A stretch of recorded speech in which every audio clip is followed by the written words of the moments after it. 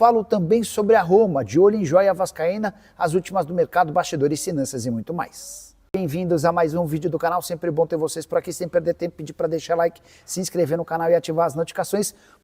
Agora de falar sobre o Vasco da Gama, a Roma promete para os próximos dias proposta oficial por Ryan, a grande joia cruz-maltina. De acordo com a imprensa italiana, essa proposta pode chegar aos 15 milhões de euros ou quase 100 milhões de reais. Era exatamente esse o valor que o Vasco projetava e sonhava para vender o Ryan na metade desse ano. Mas a coisa mudou. A chegada do Fernando Diniz fez com que os dirigentes vascaínos se convencessem de que vender o Ryan nesse momento será perda de dinheiro. A expectativa é de que o Ryan cresça muito durante o segundo semestre e possa ser vendido por cifras bem superiores em janeiro ou em julho de 2026. Diante desse cenário, até o Admar Lopes, o novo executivo de futebol do Vasco, já admitiu publicamente que o cruz-maltino não pretende negociar o Ryan, a menos que surja uma proposta estratosférica. Só para completar, o Admar admite ter ouvido do Fernando Diniz que hoje o Ryan é imprescindível, insubstituível e não pode sair agora. Só para completar sobre o cruz-maltino, o Vasco vai direto de Brasília para Quito. Jogo no sábado contra o Botafogo, o Campeonato Brasileiro acontece no Mané Garrincha. E de lá o time parte para Quito, no Equador, onde enfrenta na terça-feira o Independiente Del Valle no jogo de ida dos playoffs da Copa Sul-Americana. Fala aí, fanático vascaíno, fanática vascaína, que alegria encontrar você aqui para começar mais uma semana, neste dia 7/7 de 2025. Bom dia para você, chega deixando o seu like, mãozinha que está aqui embaixo, já comenta a tua expectativa, porque sábado a bola vai voltar a rolar. Vai dizer que você não está com saudades de acompanhar o nosso time em campo, chega de ficar falando dos outros na roda de amigos.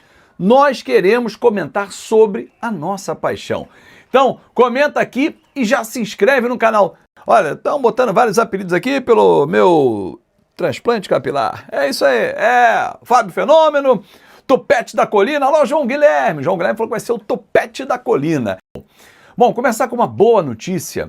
Ontem à noite, um boletim médico trazido pela família do nosso ídolo Giovani, inclusive na minha seleção dos maiores jogadores que eu vi jogar. Giovani é titular absoluto, apresentou uma melhora no quadro de saúde. Bom, Giovani já está uma semana internado, pouco mais, 8 ou 9 dias, salvo engano, no Espírito Santo. O estado de saúde ainda é grave, mas a sedação está diminuindo. Muitas fake news foram divulgadas, principalmente no último fim de semana, não nesse agora, no anterior, logo que ele foi internado, mas Giovani segue com a mão de Deus, intercedendo para que ele volte ao bem-estar da família. Uma preocupação nesse momento, segundo eu li, é a parte neurológica, o que foi afetado, né? Quando há uma sedação, há uma parte neurológica também afetada, e aí essa é uma preocupação dos médicos, mas que Papai do Céu continue intercedendo, e o nosso pequeno príncipe Giovani foi um dos maiores jogadores que eu vi jogar, possa em breve estar com sua família em casa. Orações para o nosso Giovani, nosso pequeno príncipe. Bom, eu falava sobre a saudade que nós estamos do Vasco da Gama, e aí eu quero dividir esse bate-papo com você, torcedor.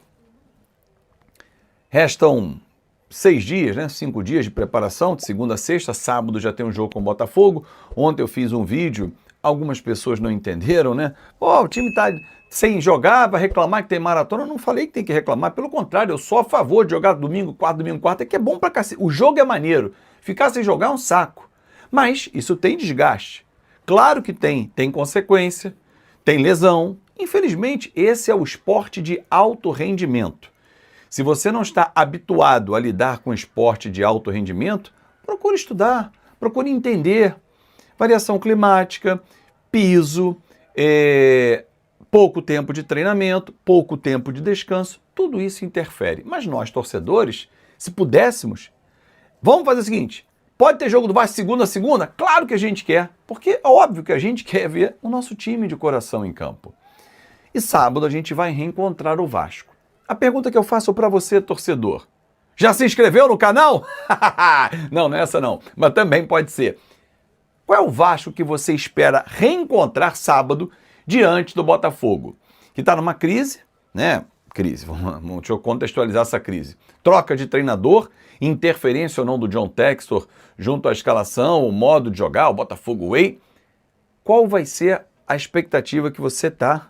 Qual é a tua expectativa? Pegar o Botafogo e fazer o quê? O jogo como a gente fez com São Paulo? Ou o jogo que a gente fez com o Bragantino? Qual é o Vasco? É essa pergunta que eu quero que você responda. Qual é o Vasco que você espera reencontrar no próximo sábado, dia 12, no jogo que vai acontecer no Mané Garrincha? Azevedo, teremos mudanças na equipe? Não acredito. Não acredito. Acredito que o Vasco tenha a formação que jogou contra a equipe do São Paulo. Mas se houver alguma mudança, uma não pode acontecer. É a postura do time. A postura que teve contra o São Paulo, jogando na casa do adversário, mas se impondo, sem medo de jogar. O Vasco estará em casa, em Brasília, a maioria será de torcedores do Vasco da Gama e o Vasco não pode ter medo de enfrentar. Ah, mas o Botafogo, tecnicamente, ele é superior ao Vasco, ele acabou de vir numa Copa do Mundo de Clubes, ele é o atual campeão brasileiro, ele é o atual campeão da Libertadores. Tudo isso é um fato.